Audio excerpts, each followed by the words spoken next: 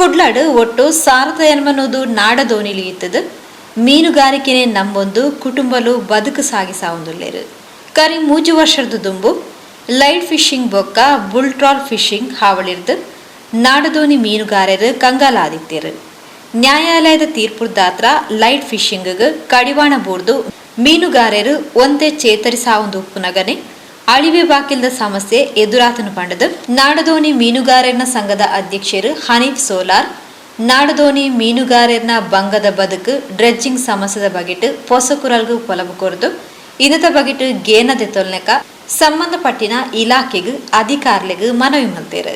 ನಮಸ್ತೆ ಸರ್.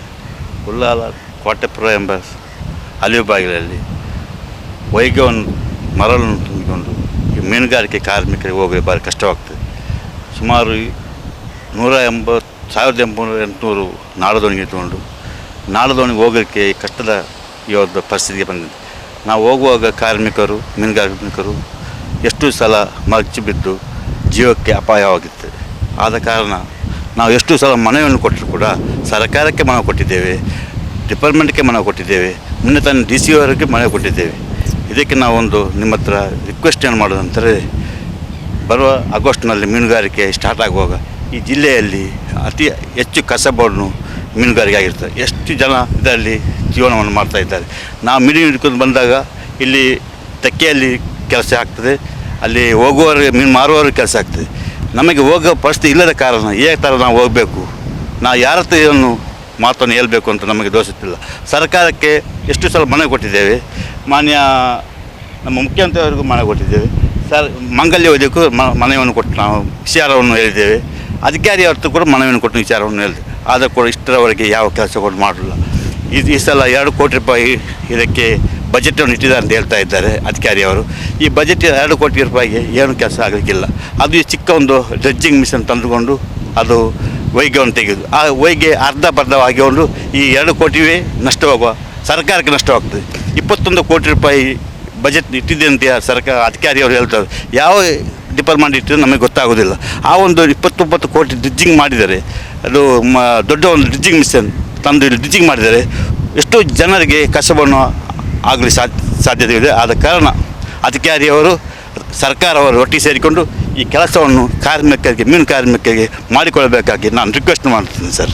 ಈಗ ನಿಜವಾಗಿ ಮೂಲ ಸಮಸ್ಯೆ ಇರೋದು ಇದರಲ್ಲಿ ಮರಳು ತುಂಬಿದೆ. ಈ ಒಂದು ಅಲಿಬಾಯಲ್ಲಿ ನಾವು ಹೋಗುವಾಗ ನಮಗೆ ಭಾರಿ ಕಷ್ಟವಾಗ್ತದೆ. ಏನಂತಂದರೆ ನಮ್ಮ ಹೋಗುವಾಗ ಇದಕ್ಕೆ ನಮ್ಮ ಇಂಜಿನ್ಗೆ ಮರಳು ತಾಗಿ ಸಹ ಅದು ಬಂದು ಬೀಳ್ತದೆ. ಆಗ ಸೆರೆಯನ್ನು ಬಂದು ನಮ್ಮ ಮೇಲೆ ಬಿದ್ದುಕೊಂಡ್ರೆ ನಾವು ಕಾರ್ಮಿಕರು ಭೇಟಿಯಾಗುವ ಚಾನ್ಸ್ ಇದೆ. ಇದು ಮೊದಲು ಕೂಡ ಆಗಿದೆ. ಆದ ಕಾರಣ ಆದಷ್ಟು ಬೇಗ ಇದಕ್ಕೆ ನಮ್ಮ ಎಲ್ಲ ಅಧಿಕಾರಿಯವರಿದ್ದಾರೆ, ಇಂಜಿನಿಯರ್ಸ್ ಅವರಿದ್ದಾರೆ, ಎಷ್ಟು ನೀರುಂಟು ಅಂತೇಳಿ ಅವ್ರಿಗೆ ಗೊತ್ತಾಗ್ತದೆ. ಅವ್ರು ಬಂದು ಇದನ್ನು ಪರಿಶೀಲಿಸಿ ಕೂಡಲೇ ಇದನ್ನು ಎತ್ತಂಗನ್ನು ಮಾಡಬೇಕು, ಇನ್ನು ಮರವನ್ನು ತೆಗಿಬೇಕು, ಕೆಲಸವನ್ನು ಮಾಡಬೇಕಾಗಿ ನಾನು ನಿಮ್ಮ ಹತ್ರ ರಿಕ್ವೆಸ್ಟ್ ಮಾಡ್ತೀನಿ. ಇಲ್ಲಿಂದ ಲಕ್ಷದೀಪ ಹಡಗುಗಳು ಹೋಗ್ತದೆ. ಒಂದು 25-30 ಹಡಗುಗಳು ಇಲ್ಲಿ ಹೋಗ್ತದೆ. ಇಟ್ಟಿಗೆ ಮತ್ತು ಬೇರೆ ಸಾಮಾನು ಹೋಗ್ತದೆ. ಹೋಗುವಾಗ ಅದು ಕೂಡ ಅಡಿಯನ್ನು ತಾಗಿಕೊಂಡು ಹೋಗೋದು. ಅದು ಸ್ವಲ್ಪ ದೂರವಾದ ನಂತರ 2-3 ಮಂಜಿ ಅಡಿಯನ್ನು ಬಿಚ್ಚಿಕೊಂಡು ಮುಗಿದು ಕೂಡ ನಮ್ಮ ಪೇಪರಲ್ಲಿ ನಾವು ನೋಡಿದ್ದೇವೆ. ಇದರ ಕಾರಣ ಯಾವುದು, ಈ ಹೋಗುವಾಗ ಈ ಹಡಗುವನ್ನು ಹೋಗುವಾಗ ನಮ್ಮ ಇದರ ಅಡಿಯಲ್ಲಿ ವೈಗ್ಯವನ್ನು ಮರೆಕೊಂಡು ಅದು ಯಾವುದು ಉಡ್ಡಿದು. ಆದ ಕಾರಣ ಇಮಿಡಿಯೇಟಾಗಿ ಸ್ವಲ್ಪ ಮುಂದೆ ಹೋಗುವಾಗ ಅದು ತುಂಡಾಗ್ತದೆ. ಹಾಗೆ ಎಷ್ಟು ಇದು ಆಗಿದ್ದು ನಮ್ಮ ಕಣ್ಣದೇ ಉಂಟು, ಪೇಪರಲ್ಲಿ ನೋಡಿದ್ದೇವೆ ನಾವು ಸರ್. ಡ್ರೆಡ್ಜಿಂಗ್ ಮಾಡಿದರೆ ನಿಮ್ಮ ಸಮಸ್ಯೆ ಎಲ್ಲ ಸರಿ. ಈಗ ಡ್ರೆಡ್ಜಿಂಗ್ ಮಿಷನಲ್ಲಿ ಬಂದು ಡ್ರೆಡ್ಜಿಂಗ್ ಮಾಡಿದರೆ ನಮ್ಮ ಈ ಮೀನುಗಾರಿಕೆ ಸಮಸ್ಯೆಯನ್ನು ಕರೆಕ್ಟ್ ಆಗುತ್ತೆ. ಅದು ಮೀನುಗಾರಿಕೆ ಕೆಲಸಕ್ಕೆ ಮಾಡಲಿಕ್ಕೆ ಒಳ್ಳೆಯ ಉಪಕಾರ ಆಗ್ತದೆ. ಯಾವ ಮೀನುಗಾರಿಕೆ?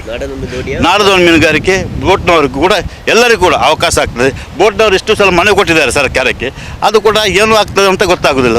ಬೋಟ್ನವರು ಅವರ ದೊಡ್ಡ ಒಂದು ಮಿಷಿನಿಂದ ಆ ಇಂಜಿನಿಂದ 400 HP ಅಂತ ಪ್ರೆಸರ್ ಆಗಿ ಹೋಗ್ತದೆ. ನಮ್ಮ ನಾಡದೋಣಿಯವರು 99 ಏನಾದರೂ ಹೆಚ್ಚು ಕಡಿಮೆ ಆಗಿದ್ರೆ ನಮ್ಮ ಜೀವಕ್ಕೆ ಅಪಾಯ ಆಗ್ತದೆ.